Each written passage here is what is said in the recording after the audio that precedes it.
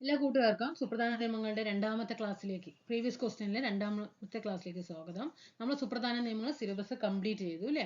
അതുപോലെ കേരള ഭരണ സംവിധാനം കഴിഞ്ഞു എക്കണോമിക്സ് ഒക്കെ നമ്മൾ അതോടെ കംപ്ലീറ്റ് ചെയ്ത് വെച്ചിട്ടുണ്ട്. നമുക്ക് സുപ്രധാന നിയമങ്ങളിൽ 2021, 22, 23 കാലഘട്ടത്തിൽ ചോദിച്ചിട്ടുള്ള പ്രീവിയസ് ക്വസ്റ്റ്യൻസ് ഒന്ന് പരിചയപ്പെടാം. ഇത് രണ്ടാമത്തെ ക്ലാസ് ആണ് കേട്ടോ. പാർട്ട് 1 ഇട്ടിട്ടുണ്ട്.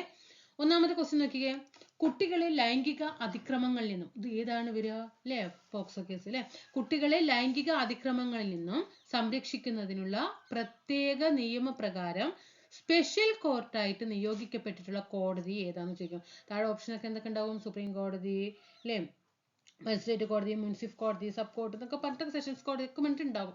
അപ്പൊ ഏത് കോടതിയാണ് ഈ കുട്ടികളെ ലൈംഗിക അതിക്രമങ്ങളിൽ നിന്നും സംരക്ഷിക്കുന്നതിനുള്ള പ്രത്യേക നിയമപ്രകാരം സ്പെഷ്യൽ കോർട്ടായിട്ട് നിയോഗിക്കപ്പെട്ടിട്ടുള്ള കോടതിയുടെ പ്രത്യേക നിയമപ്രകാരം പറയുമ്പോൾ ഏതായിരിക്കും? പോക്സോ ആക്ട് അല്ലേ. പോക്സോ ആക്ട് 2012 ആണ്. അപ്പൊ ഏത് കോടതിയാണ് ഇവിടെ വരിക? ഒന്ന് ആൻസർ ചെയ്യാൻ കഴിയുന്നുണ്ടോ? ഒന്ന് സ്വയം ആൻസർ ചെയ്യാൻ കഴിയുന്നുണ്ടോ എന്ന് നോക്കണം കേട്ടോ. എന്നിട്ട് ആ ടോപ്പിക്ക് നമുക്ക് അവിടെ കിട്ടുന്നില്ല എങ്കിൽ ഈ ടോപ്പിക്ക് പോക്സോ ആക്ട് 2012 നമ്മൾ ക്ലാസ് ഇട്ടിട്ടുണ്ട്, നന്നായിട്ട് അവിടെ പോയിട്ട് പഠിക്കുക. സെഷൻസ് കോടതിയാണ് കേട്ടോ, സെഷൻസ് കോടതി. ഓക്കെ, സെഷൻസ് കോടതിയാണ് സ്പെഷ്യൽ കോർട്ടായിട്ട് നിയോഗിക്കപ്പെട്ടിട്ടുള്ളത്. ആർക്കാണ്? കുട്ടികൾക്ക് വേണ്ടിയിട്ടാണ്. ഇനി അടുത്ത ക്വസ്റ്റ്യൻ നോക്കിക്കേ, പ്രീവിയസ് ആയിട്ട് ഈ 3 വർഷങ്ങളിൽ ചോദിച്ച ക്വസ്റ്റ്യൻ ആണ് കേട്ടോ. താഴെ പറയുന്നവയിൽ ഇവിടെ ചോദ്യം ശരിയായ പ്രസ്താവന ഏതെന്നാണ് ചോദിച്ചിരിക്കുന്നത്. ശരിയായ പ്രസ്താവന. ഈ താഴെ 4 ഓപ്ഷൻ തന്നിട്ടുണ്ടല്ലോ, ഇതിൽ ശരിയായിട്ടുള്ള പ്രസ്താവന 4 ഏതാണെന്നാണ് ചോദിച്ചിരിക്കുന്നത്. മുതിർന്ന പൗരന്മാരുടെ സംരക്ഷണ നിയമത്തിൽ രണ്ടാം അച്ഛനെയും രണ്ടാം അമ്മയെയും അച്ഛനമ്മമാർ എന്ന നിർവചനത്തിൽ ഉൾപ്പെടുത്തുന്നില്ല. സ്വന്തം അച്ഛനും അമ്മയും മരിച്ച് രണ്ടാം അച്ഛനും രണ്ടാം അമ്മയും ഉണ്ടെങ്കിൽ അവരെ പിന്നെ അച്ഛനമ്മ എന്ന് വിളിക്കാണ്ട് പിന്നെ എന്താ വിളിക്കുക അല്ലേ. അപ്പൊ ഇതെന്താണ്? തെറ്റാണ് അല്ലേ. ഉൾപ്പെടുത്തുന്നില്ല എന്ന നിർവചനത്തില് ഉൾപ്പെടുത്തുന്നില്ല, ഇത് തെറ്റല്ലേ. ഓക്കെ, ഉൾപ്പെടുത്തുന്നില്ല, അവരെ അച്ഛനമ്മമാരായിട്ടല്ലേ കണക്കാക്കേണ്ടത്.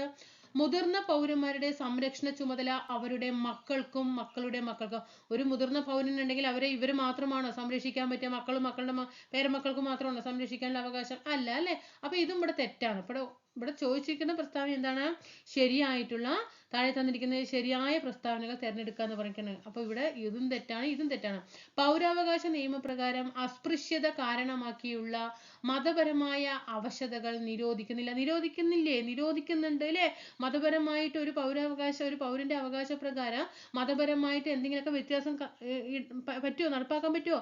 ഇല്ലല്ലേ. ജാതിയുടെ പേരിലും മതത്തിന്റെ പേരിലും എന്തെങ്കിലും ചെയ്യാൻ പറ്റുമോ? അത് നിരോധിക്കുന്നില്ലേ? നിരോധിക്കുന്നുണ്ട്, ഇതും തെറ്റാണ്.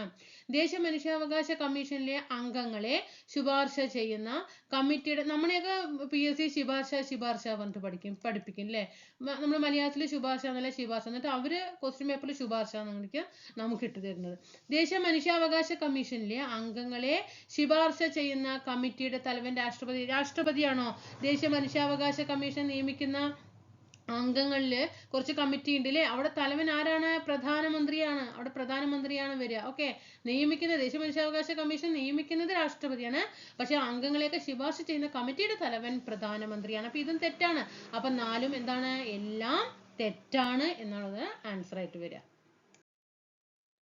ഇന്ത്യയിൽ ഉണ്ടായിരുന്ന മൂന്നാമത്തെ ക്വസ്റ്റ്യൻ നോക്കിക്കേ, ഇന്ത്യയിൽ ഉണ്ടായിരുന്ന ഉപഭോക്തൃ സംരക്ഷണ നിയമങ്ങൾക്ക് സമഗ്രമായ മാറ്റം വരുത്തിയത് എന്നാണെന്ന് ചോദിക്കുന്നത്.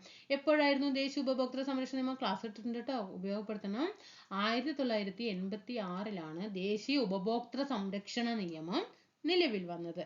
അതിന് സമഗ്രമായ മാറ്റം വരുത്തിയത് 2019. ഓക്കെ, ഇനി അടുത്ത ക്വസ്റ്റ്യൻ, താഴെ തന്നിരിക്കുന്നവയിൽ വിവരാവകാശ നിയമത്തിനെ സംബന്ധിച്ച് ശരി ആയത് ഏതെന്ന് ചോദിക്കുന്നത്. വിവരാവകാശത്തിനെ സംബന്ധിച്ച് ശരി ആയത് ഏതൊക്കെയാണ് നോക്കിക്കേ. എല്ലാവിധ വിവരങ്ങളും നിയമപ്രകാരം പ്രാപ്തമാക്കേണ്ടതാണ്. എല്ലാവിധ വിവരങ്ങളും എങ്ങനെയാണ്? നിയമപ്രകാരം പ്രാപ്തമാക്കേണ്ടത്. എല്ലാ വിവരങ്ങളും നിയമപ്രകാരം പ്രാപ്തമാക്കാനായിട്ട് പറ്റുമോ? നിയമപ്രകാരം അല്ല. ഇതിവിടെ എന്താണ്? തെറ്റാണ് അല്ലേ. കമ്പ്യൂട്ടറിൽ ശേഖരിച്ചിരിക്കുന്ന വിവരങ്ങൾ അപേക്ഷകന് നൽകേണ്ടതില്ല. കമ്പ്യൂട്ടറിൽ ശേഖരിച്ചിരിക്കുന്ന വിവരങ്ങൾ അപേക്ഷകന് നൽകേണ്ടതില്ല. ഇത് ശരിയാണ്. ഇത് ആണോ? കമ്പ്യൂട്ടറിൽ ഒരു വിവരങ്ങളെ എന്തെങ്കിലും നമ്മളൊരു വിവരാവകാശ നിയമപ്രകാരം ഒരു അപേക്ഷ കൊടുത്തു, അവരത് കമ്പ്യൂട്ടറിലൊക്കെ ഫീഡ് ചെയ്ത് കമ്പ്യൂട്ടറിലൊക്കെ അതിന്റെ കറക്റ്റ് തെളിവുകളൊക്കെ ഉണ്ട്, കമ്പ്യൂട്ടറിലാണെന്ന് പറഞ്ഞിട്ട് കൊടുക്കാതിരിക്കാൻ പറ്റുമോ? ഇല്ല അല്ലേ? ഇന്നിപ്പോ എല്ലാം ഓൺലൈനാണ്, ഇന്റർനെറ്റ് ആണ്, എല്ലാം ഉണ്ട്. സൗകര്യങ്ങളൊന്നും ബുക്കിലല്ല. അപ്പൊ കമ്പ്യൂട്ടറിലായിരിക്കും വിവരങ്ങൾ ശേഖരിക്കുക. എന്നിട്ട് കമ്പ്യൂട്ടറിനുള്ളത് കൊടുക്കാൻ പറ്റില്ല എന്ന് പറയാൻ പറ്റുമോ? ഇല്ല അല്ലേ? അപ്പൊ ഇതും എന്താണ്? തെറ്റാണ്. പ്രമാണങ്ങളുടെ പകർപ്പുകൾക്ക് അപേക്ഷകന് അർഹതയുണ്ട്. ഉണ്ട് അല്ലേ? പ്രമാണങ്ങളുടെ, അതായത് അതിന്റെ ഒരു കോപ്പിക്ക് എന്ത് ചെയ്യുന്നുണ്ട്? അപേക്ഷകന് അർഹതയുണ്ട്. 3 ശരിയാണ്. അഭിപ്രായ സ്വാതന്ത്ര്യത്തിന്റെ ഭാഗമായി വിവരാവകാശത്തെ കണക്കാക്കണം. അതെ, അഭിപ്രായം പറയാനുള്ള സ്വാതന്ത്ര്യമാണല്ലേ. വിവരാവകാശം പറയുന്നത് എന്താണ്? നമ്മൾ ഒരു കാര്യത്തെ കുറിച്ചിട്ട് അവകാശപ്പെടുകയാണ് അല്ലേ? അത് അവിടെ നമ്മൾ ചോദ്യം ചെയ്യാണ്, എന്താണ് അതിനെ കുറിച്ചിട്ട് വിവരം ലഭിക്കണം, അത് നമ്മുടെ ഒരു അഭിപ്രായ സ്വാതന്ത്ര്യമാണ്. അത് ശരിയല്ലേ? അപ്പൊ 3ഉം 4ഉം ഇവിടെ ശരിയായിട്ടുള്ള ആൻസർ ആണ്. ഇനി വിവരാവകാശ നിയമപ്രകാരം മൂന്നാം കക്ഷിയുമായി ബന്ധപ്പെട്ട ഒരു വിവരം നൽകാൻ സാധിക്കുമോ എന്നത് എത്ര ദിവസത്തിനുള്ളിൽ അപേക്ഷകനെ അറിയിക്കണം? എത്ര ദിവസത്തിനുള്ളിൽ അപേക്ഷകനെ അറിയിക്കണം? 40 ദിവസം. 40 ദിവസത്തിനുള്ളിൽ കേട്ടോ. വിവരാവകാശ നിയമപ്രകാരം മൂന്നാം കക്ഷിയുമായി ബന്ധപ്പെട്ട ഒരു വിവരം നൽകാൻ സാധിക്കുമോ എന്നത് എത്ര ദിവസത്തിനുള്ളിൽ അപേക്ഷകനെ അറിയിക്കണം? 40 ദിവസത്തിനുള്ളിൽ. അടുത്ത ക്വസ്റ്റ്യൻ നോക്കിക്കേ. കൂറുമാറ്റ നിരോധന നിയമവുമായി ബന്ധപ്പെട്ട ശരിയായ പ്രസ്താവന ഏത്? കൂറുമാറ്റ നിരോധന നിയമവുമായി ബന്ധപ്പെട്ട ശരി ആയിട്ടുള്ള പ്രസ്താവനയാണ്. ഇവിടെ നോക്കണം. 52ാം ഭേദഗതി കൂറുമാറ്റ നിരോധന നിയമം പ്രതിപാദിക്കുന്നു. അതെ, കറക്റ്റ് ആണ് അല്ലേ? 52ാം ഭേദഗതിയാണ് കൂറുമാറ്റ നിരോധന നിയമം എന്ന് പറയുന്നത്. 91ാം ഭേദഗതി കൂറുമാറ്റ നിരോധന നിയമത്തിന് ചില ഭേദഗതികൾ വരുത്തി. ഓക്കെ, 52ാം ഭേദഗതി പ്രകാരം കൂറുമാറ്റ നിരോധന നിയമം വന്നു. ആ കൂറുമാറ്റ നിരോധന നിയമത്തിൽ കുറച്ച് ഭേദഗതികളൊക്കെ എപ്പോൾ വരുത്തി? 91ാമത്തെ ഭേദഗതി കൊണ്ടുവന്നിട്ട് അതിൽ കുറച്ച് മാറ്റങ്ങളൊക്കെ വരുത്തി. സഭാധ്യക്ഷനാണ് കൂറുമാറ്റ നിയമവുമായി ബന്ധപ്പെട്ട കേസുകളിൽ തീർപ്പ് കൽപ്പിക്കുന്നത്. സഭാധ്യക്ഷനാണ് കൂറുമാറ്റ നിയമവുമായി ബന്ധപ്പെട്ട കേസുകളിൽ തീർപ്പ് കൽപ്പിക്കുന്നത്. 1ഉം 2ഉം 3ഉം ഇവിടെ ശരി ആയിട്ടുള്ള പ്രസ്താവനയാണ്. അടുത്ത ക്വസ്റ്റ്യൻ. ചുവടെ ചേർക്കുന്ന പ്രസ്താവനകളിൽ ശരി ആയ പ്രസ്താവന ഏതാണ്? ചുവടെ ചേർക്കുന്ന പ്രസ്താവനകളിൽ ശരി ആയിട്ടുള്ള പ്രസ്താവന ഏതാണ്? പ്ലാനിംഗ് ബോർഡിന്റെ ചെയർപേഴ്സൺ ആരാണ്? പ്ലാനിംഗ് ബോർഡിന്റെ ചെയർപേഴ്സൺ എന്ന് പറയുന്നത് മുഖ്യമന്ത്രിയാണ് അല്ലേ? പ്ലാനിംഗ് ബോർഡിലെ, ഇവിടെ ശ്രദ്ധിക്കുന്നത്, expert part time member, planning board ആസൂത്രണ ബോർഡിലെ എക്സ്പെർട്ട് പാർട്ട് ടൈം മെമ്പർ ആരാണ്? സന്തോഷ് ജോർജ് കുളങ്ങരയാണ്. പഞ്ചവത്സര വാർഷിക പദ്ധതികൾ തയ്യാറാക്കുക എന്നത് ബോർഡിന്റെ പ്രധാനപ്പെട്ട ചുമതലയാണ്. ബോർഡിന്റെ പ്രധാന ചുമതലയാണ്. അപ്പൊ 1ഉം 2ഉം 3ഉം ശരിയാണ്. അപ്പൊ ഇവിടെ ഇതൊക്കെ ആൻസർ ആയിട്ട് പഠിച്ചു വെക്കണം. പ്ലാനിംഗ് ബോർഡിന്റെ ചെയർപേഴ്സൺ മുഖ്യമന്ത്രിയാണ് എന്നുള്ളത് പഠിക്കുക. പ്ലാനിംഗ് ബോർഡിലെ expert part time member Santhosh George കുളങ്ങരയാണ്. പഞ്ചവത്സര പദ്ധതികളൊക്കെ അങ്ങനെ വാർഷിക പദ്ധതികളൊക്കെ തയ്യാറാക്കുന്നത് ആരാണ്? പ്ലാനിംഗ് ബോർഡിന്റെ ചുമതലയാണ്. താഴെ ചേർക്കുന്ന പ്രസ്താവനകളിൽ ശരി അല്ലാത്തത് ഏത്? താഴെ ചേർക്കുന്ന പ്രസ്താവനകളിൽ ശരിയല്ലാത്തത് 3 എണ്ണം താഴെ തന്നിട്ടുണ്ട്. ഇതിൽ ഏതാണ് ശരി അല്ലാത്തത് എന്നാണ് ചോദ്യം. കിർട്ടാഡ്സ്, നമ്മൾ ക്ലാസ് എടുത്തിട്ടുണ്ട്. കേരളം പരമ്പര സംവിധാനങ്ങളിൽ നമ്മൾ അവിടെ ക്ലാസ് അവിടെ തന്നിട്ടുണ്ട്. കിർട്ടാഡ്സ് പൂർണ്ണമായും ഒരു സർക്കാർ സ്ഥാപനമാണ്. കിർട്ടാഡ്സ് ഒരു അർദ്ധ സർക്കാർ സ്ഥാപനമാണ്. കിർട്ടാഡ്സ് മറ്റു പിന്നോക്ക വിഭാഗക്കാർക്ക് വേണ്ടിയിട്ടുള്ള സംഘടനയാണ്. ഇവിടെ ഏതാണ് ആൻസർ വരിക? 2ഉം 3ഉമാണ് ഇവിടെ ശരിയായിട്ടുള്ള ആൻസർ. കിർട്ടാഡ്സ് എന്ന് പറയുന്നത് ഒരു അർദ്ധ സർക്കാർ സ്ഥാപനമാണ്. പൂർണ്ണമായിട്ടും ഒരു സർക്കാർ സ്ഥാപനമല്ല, ഒരു അർദ്ധ സർക്കാർ സ്ഥാപനമാണ്. മറ്റു പിന്നോക്കക്കാർക്ക് വേണ്ടിയിട്ടുള്ള സംഘടനയാണ് കിർട്ടാഡ്സ്. ഓക്കെ, ഇനി എന്താണ് CEDAW? എന്താണ് CEDAW? എന്തുമായി ബന്ധപ്പെട്ടിരിക്കുന്നു? സ്ത്രീകളാണ് അല്ലെ? നമുക്കിത് അറിഞ്ഞിട്ടില്ലെങ്കിലും കൂടിയിട്ട് ഇതിൽ വുമൺ എന്നുള്ളത് കൊണ്ട് നമുക്ക് സ്ത്രീകളായിട്ട് എടുക്കാം അല്ലെ? സ്ത്രീകൾ. 1990-ലെ ദേശീയ വനിതാ കമ്മീഷൻ നിയമത്തെ സംബന്ധിച്ച് താഴെ പറയുന്നവയിൽ ഏതാണ് ശരി എന്നാണ് ക്വസ്റ്റ്യൻ ചോദിച്ചിരിക്കുന്നത്. 90-ലാണ് ദേശീയ വനിതാ കമ്മീഷൻ നിയമം നിലവിൽ വരുന്നത്. അതുമായിട്ട് ബന്ധപ്പെട്ട ശരിയായിട്ടുള്ള പ്രസ്താവനകൾ ഏതെന്ന് ചോദിച്ചിരിക്കുന്നത്. ഇവിടെ 3 ഓപ്ഷൻ ആണ് ഇവിടെ തന്നിട്ടുണ്ടായിരുന്നത്. അതിൽ ഞാൻ ഒന്നാമത്തെ ഓപ്ഷൻ വായിക്കാം. കരാർ അവകാശങ്ങളുടെയോ ബാധ്യതകളുടെയോ ലംഘനം പോലെയുള്ള സിവിൽ സ്വഭാവമുള്ള ഹർജികൾ കമ്മീഷൻ പരിഗണിക്കില്ല. അത് ശരിയായിട്ടുള്ള പ്രസ്താവനയാണ്. ഒരു കരാർ അവകാശങ്ങളുടെയോ, ഇങ്ങനെയാണ് കരാർ അവകാശം ട്ടോ. കരാർ അവകാശങ്ങളുടെയോ അല്ലെങ്കിൽ ബാധ്യതകളുടെയോ ലംഘനം പോലെയുള്ള സിവിൽ സ്വഭാവമുള്ള ഹർജി. എങ്ങനത്തെയാണ്? സിവിൽ സ്വഭാവം ഉള്ള ഹർജി ആര് പരിഗണിക്കില്ല?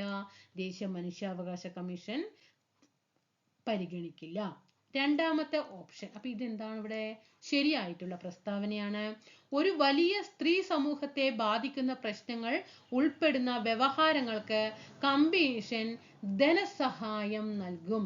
ഒരു വലിയ സ്ത്രീ സമൂഹത്തെ ബാധിക്കുന്ന പ്രശ്നങ്ങളൊക്കെ ഉണ്ടെങ്കിൽ അവിടെ പ്രശ്ന പരിഹാരങ്ങൾക്ക് വേണ്ടിയിട്ടൊക്കെ എന്ത് ചെയ്യും? കമ്മീഷൻ ധനസഹായം നൽകും. വനിതാ കമ്മീഷൻ അല്ലേ? അപ്പൊ എന്തായാലും രണ്ടാമത്തെയും എന്താണ് അവിടെ?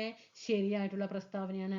ഇനി മൂന്നാമത്തെ ഓപ്ഷൻ വന്നിരിക്കുന്നത് കമ്മീഷൻ സ്ത്രീകളുടെ സാമൂഹിക സാമ്പത്തിക വികസനത്തിന്റെ ആസൂത്രണ പ്രക്രിയയിൽ പങ്കെടുക്കുകയും ഉപദേശം നൽകുകയും ചെയ്യും. അതെ, സ്ത്രീകൾക്ക് വേണ്ടിയിട്ടല്ലേ വനിതാ കമ്മീഷൻ പ്രവർത്തിക്കുന്നത്. അപ്പൊ സ്ത്രീകളുടെ സാമൂഹ്യ സാമ്പത്തിക വികസനത്തിന്റെ ആസൂത്രണ പ്രക്രിയയിലൊക്കെ അവരൊക്കെ ഉണ്ടാക്കുന്ന പ്ലാനിങ്ങിലൊക്കെ പങ്കെടുത്ത് അവർക്ക് വേണ്ട ഉപദേശങ്ങളൊക്കെ ആര് നൽകും? വനിതാ കമ്മീഷൻ നൽകും. ഓക്കെ, അതുപോലെ ഇനി നമുക്ക് അടുത്തതായിട്ട് വന്നിട്ടുള്ള ഒരു ക്വസ്റ്റ്യൻ പരിചയപ്പെടാൻ ഞാനിവിടെ ആഡ് ചെയ്തിട്ടില്ല, അത് പറഞ്ഞുതരാം. മനുഷ്യ അവകാശങ്ങളും, എങ്ങനെയാണ്? മനുഷ്യ അവകാശങ്ങളും, ശ്രദ്ധിക്കാൻ അറിയില്ലെങ്കിൽ എഴുതി വെക്കണം കേട്ടോ. മനുഷ്യ അവകാശങ്ങളും മനുഷ്യത്വരഹിത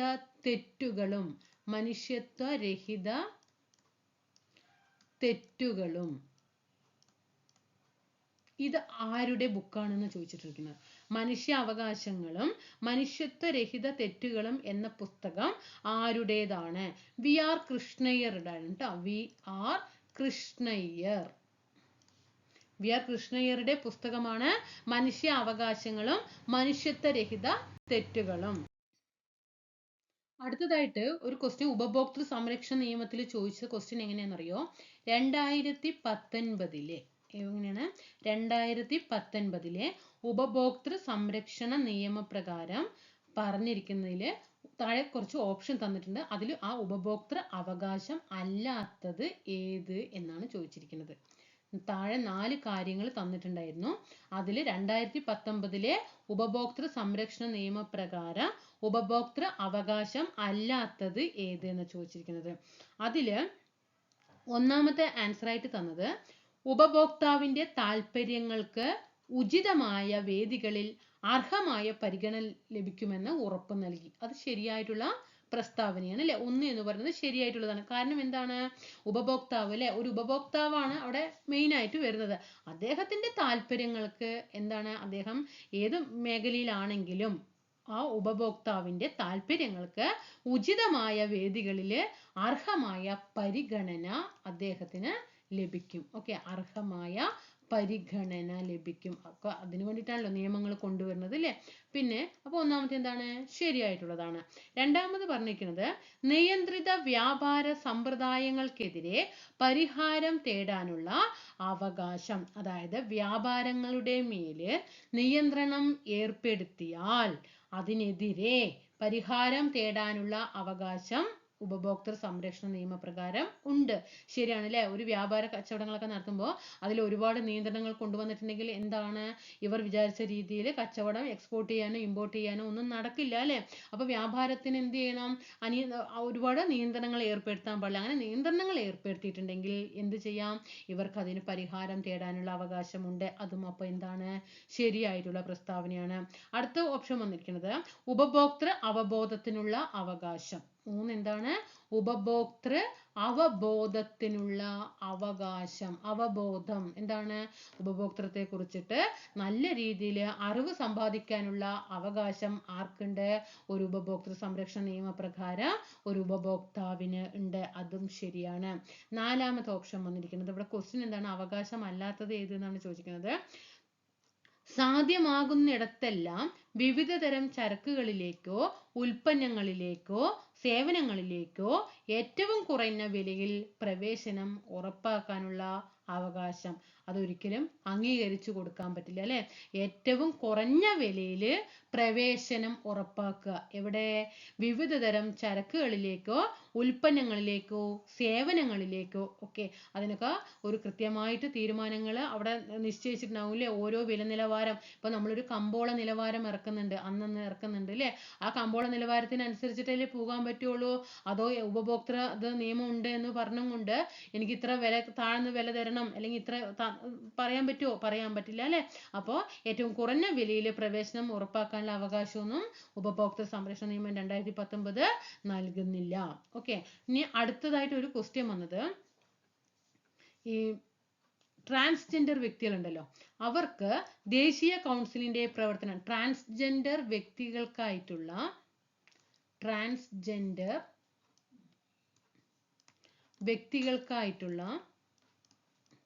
ദേശീയ കൗൺസിലിന്റെ പ്രവർത്തനം അല്ലാത്തത് ഏത്? ഇതിവിടെ ആർക്കാണ്? ട്രാൻസ്ജെൻഡേഴ്സിനാണ്. അവരുടെ ദേശീയ കൗൺസിലിന്റെ പ്രവർത്തനം അല്ലാത്തത് ഏത് എന്നാണ് ചോദിച്ചിരിക്കുന്നത്. അത് ദേശീയ കൗൺസിലിന്, അതായത് ഇവർക്ക് വേണ്ടിയിട്ടുള്ള ഒരു ദേശീയ കൗൺസിൽ ഉണ്ട്, അവരുടെ പ്രവർത്തനങ്ങളിൽ പെടാത്തത് ഏത് എന്നാണ് ചോദ്യം. ട്രാൻസ്ജെൻഡർ വ്യക്തികളുടെ സമത്വവും സമ്പൂർണ്ണ പങ്കാളിത്തവും നേടിയെടുക്കാൻ രൂപകൽപ്പന ചെയ്ത നയങ്ങളുടെയും പ്രോഗ്രാമുകളുടെയും സ്വാധീനം നിരീക്ഷിക്കുന്നതും വിലയിരുത്തുന്നതുമാണ് ഈ ദേശീയ കൗൺസിൽ. അത് കറക്റ്റ് ആണ് അല്ലേ. ട്രാൻസ്ജെൻഡേഴ്സിന് വേണ്ടിയിട്ടാണ് ഒരു ദേശീയ കൗൺസിൽ രൂപപ്പെട്ടത് എങ്കിൽ അവരുടെ എല്ലാ കാര്യങ്ങൾക്കും ഈ കൗൺസിൽ എന്ത് കൊടുക്കും? മുൻതൂക്കം കൊടുക്കും. അതുകൊണ്ട് സമത്വവും സമ്പൂർണ്ണ പങ്കാളിത്തവും ട്രാൻസ്ജെൻഡേഴ്സിന് നേടിയെടുക്കാൻ എന്ത് ചെയ്യും? നിരീക്ഷിക്കാനും വിലയിരുത്താനും ഒക്കെ ദേശീയ കൗൺസിൽ തയ്യാറാകും അല്ലേ. അപ്പൊ അതെന്താണ് അവിടെ? ശരിയായിട്ടുള്ള ആൻസർ ആണ്.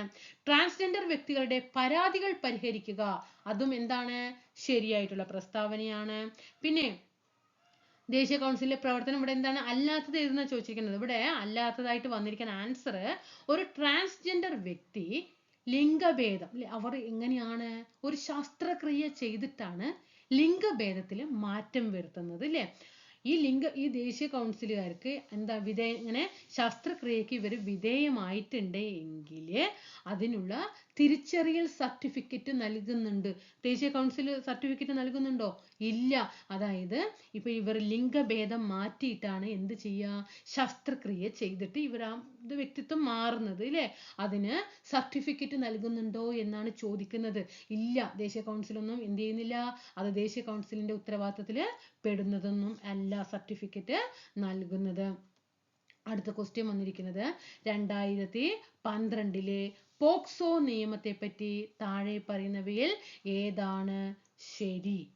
ഓക്കെ, 2012 പോക്സോ നിയമത്തെ പറ്റി താഴെ പറയുന്നതിൽ ഏതാണ് ശരി എന്നാണ് ചോദിക്കുന്നത്.